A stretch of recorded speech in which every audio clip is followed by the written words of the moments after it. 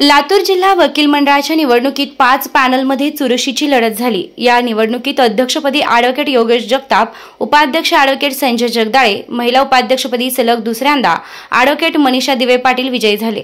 तर सचिवपदी ॲडव्होकेट गणेश गोजमगुंडे निवडणुकीसाठी बुधवारी मतदान झाले। 1631 पैकी 1322 जणांनी मतदानाचा हक्क बजावला होता। लातूर जिल्हा वकील मंडळाच्या कार्यकारिणीसाठी बुधवारी निवडणूक झाली। त्यात सहसचिव ॲडव्होकेट निलेश मुचाटे, महिला सहसचिव ॲडव्होकेट अभिलाषा गवारे, ग्रंथालय सचिव ॲडव्होकेट प्रणय रायचूरकर, कोषाध्यक्ष ॲडव्होकेट गणेश कांबळे हे विजयी झाले आहेत।